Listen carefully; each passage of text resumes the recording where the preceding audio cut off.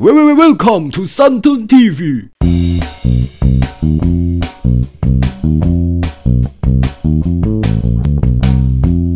Hadirin yang berbahagia, selamat datang di Pengadilan Negeri Otni.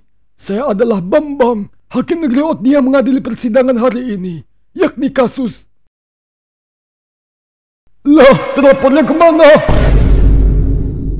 Bos saya lagi sarapan, Pak Hakim. Kebiasaannya kan makan sebelum orang lain makan. Wah, mangkal talos olangnya. Mangkir. Oh ya, mati, poh. Kami sudah menyurati terlapor sebanyak 3 kali, tetapi tetap saja tidak hadir. Bagaimana cara memancing dia datang ke pengadilan ya? Kami punya ide, Pak Hakim. Dipo. Dokumen apaan itu? Wah, ijazah siapa ini? Bolehkah saya simpan sebagai pembagi birahi saya? Nah, tuh orangnya, Pak. Kecil. Fetisnya ijazah. Akhirnya datang juga. Baiklah kalau begitu, sidang dimulai.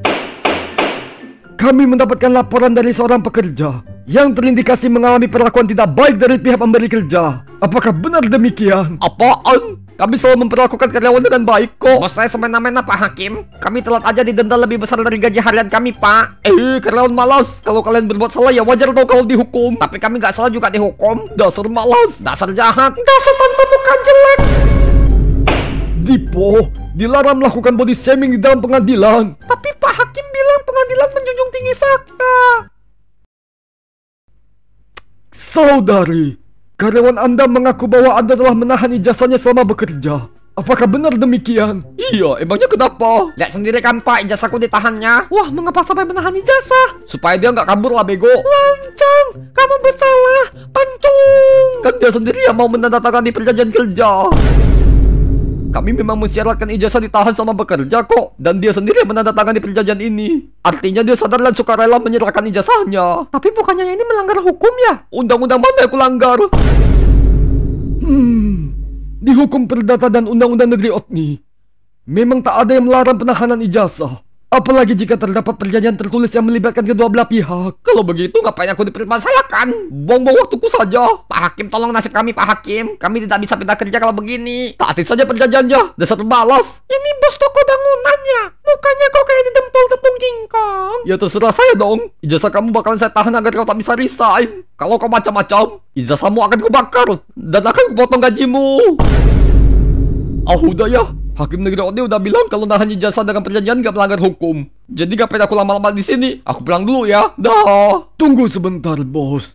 Tampaknya kau akan lumayan lama di sini, di penjara. Memang benar, penahanan ijazah tidak diatur secara spesifik dalam hukum Negeri Otni dan tidak dilarang dalam perjanjian. Namun apabila penahanan ijazah ini menjadi alat untuk mengancam, mengintimidasi, bahkan menghukum berlebihan, engkau bukan lagi menahan ijazah, tetapi menyandera hak orang.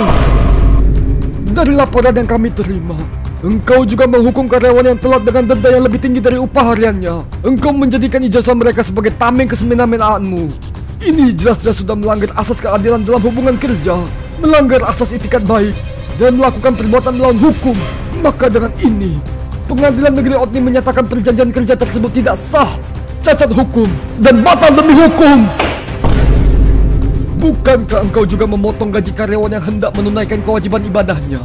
Apakah engkau juga mau disangkakan merenggut kebebasan beragama dan melawan undang-undang dasar? Engkau menguntungkan diri sendiri dengan memanfaatkan ijazah karyawan sebagai alat untuk memaksa karyawan tetap bekerja tanpa hak yang layak dan mengekang mereka agar tidak resign. Tahukah engkau bahwa engkau bisa disangkakan dengan pasal 368 KUHP Negeri Otni, yakni tentang pemerasan? Ampun Pak Hakim, saya jangan dipidanakan. Jadi gimana hukumannya nih? Dia kan suka menahan ijazah orang. Ya udah, cita aja berikutnya.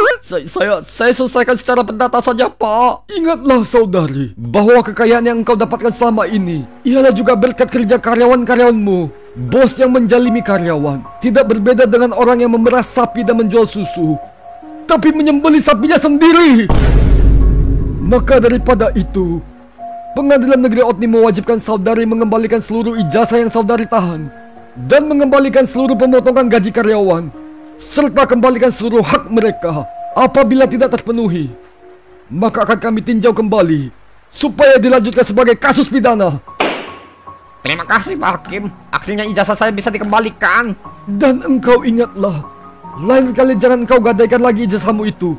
Ditukar dengan perjanjian yang belum tentu menjanjikan. Ini lumayan adil sih, tapi kami pengennya lihat dia dipidana. Gak selalu sita makeupnya dong. Pakai makeup aja jelek, apalagi gak pakai. Jelek banget. Hukum menyelesaikan masalah, bukan ajang melampiaskan dendam. Kecuali untuk koruptor.